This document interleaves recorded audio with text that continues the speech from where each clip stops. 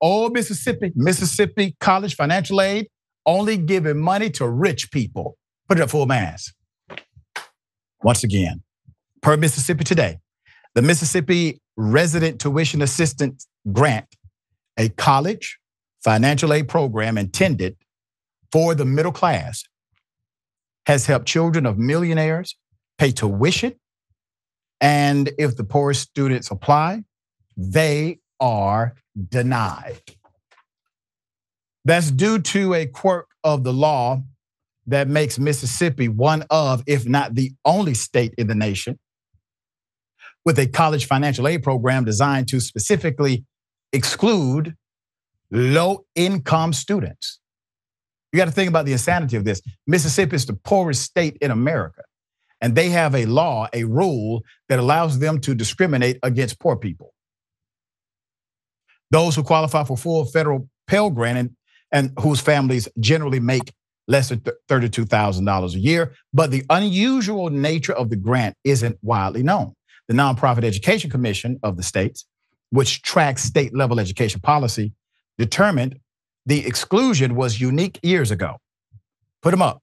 Eddie Briggs, the GOP lieutenant governor who championed MTAG's creation in 1995, told Mississippi Today he did not realize other states don't have similar grants. The grant awards between $500 and $1,000 in tuition aid. The amount has not been increased in 30 years, but makes a bigger difference to poor students than to rich ones, obviously.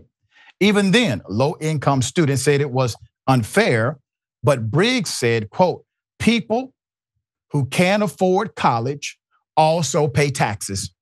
That's their money too. Their children's documents just as eligible as everyone else, end quote. Briggs said also that race was not a factor. At the time, Mississippi had the highest in-state tuition of any southern state, except Louisiana.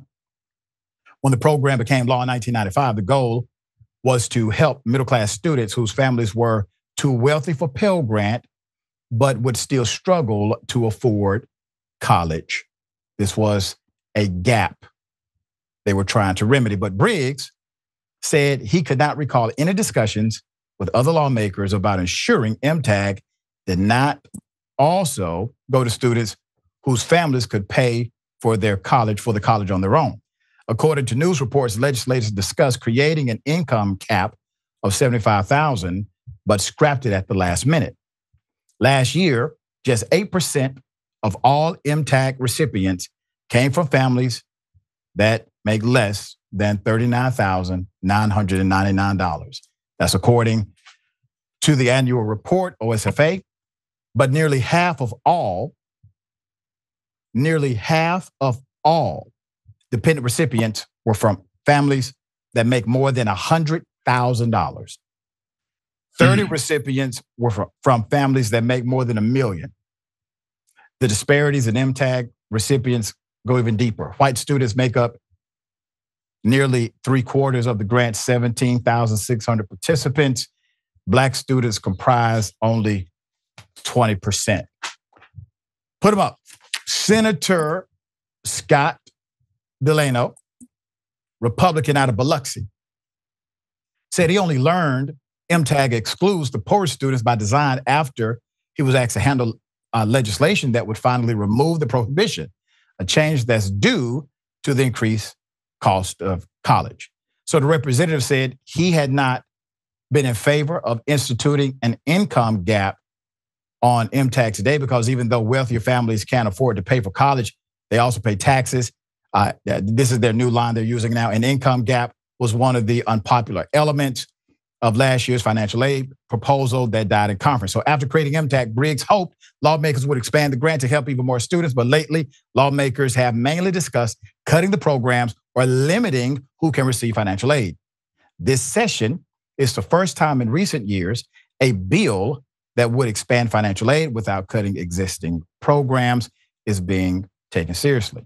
The code section that sets MTAG's eligibility requirements says the grant, quote, shall be for Mississippi resident students from any Mississippi family whose prior year adjusted gross income, AGI, exceeds the maximum allowed to qualify for full Pell Grant eligibility. In practice, this results in spending millions of taxpayer dollars each year on a program that benefits students who would likely go to college without the state's help and whose family can already afford to pay, while intentionally restricting how much state aid is available to the poor. So basically, they wrote the law to say, hey, if you're too wealthy to get Pell Grant, you can get this other need-based grant, even though you don't have to demonstrate need. You only have to demonstrate that you're rich enough to not get Pell Grant.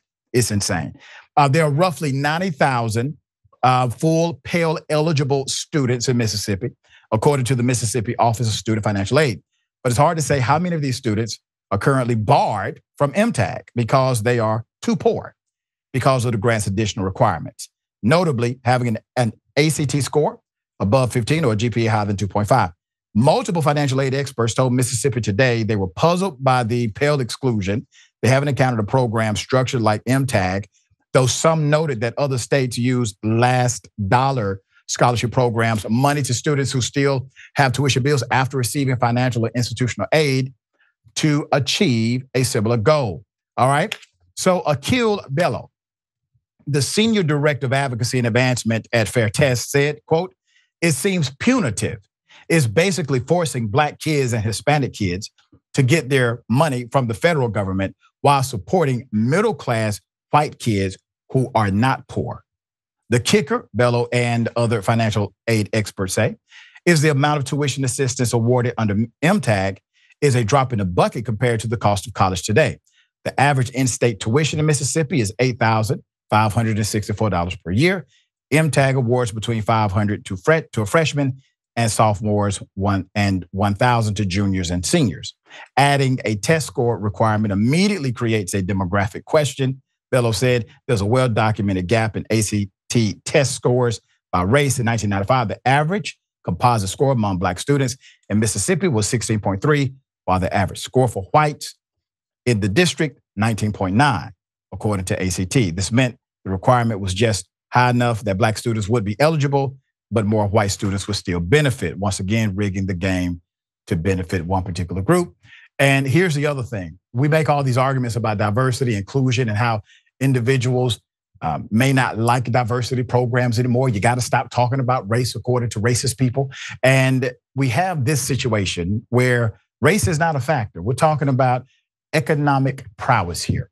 Something that we should all agree, your money as a young person, how much money you do not have or what zip code you're from should not dictate your ability to go to college. We should help, right?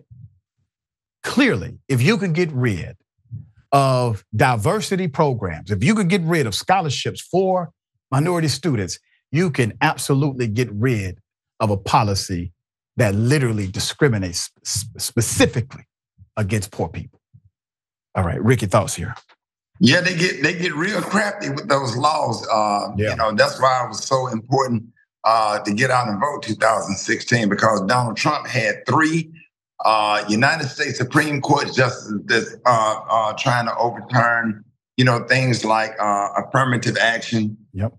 Because we are still living in a time where you have stuff like this going on. This right here.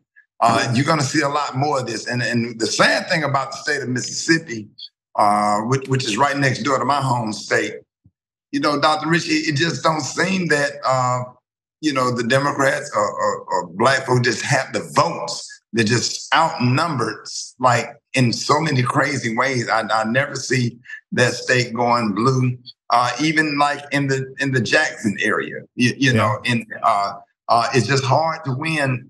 You know, for Democrats to win, or somebody that care about the issues that we care about to win in a state like Mississippi. That's sad.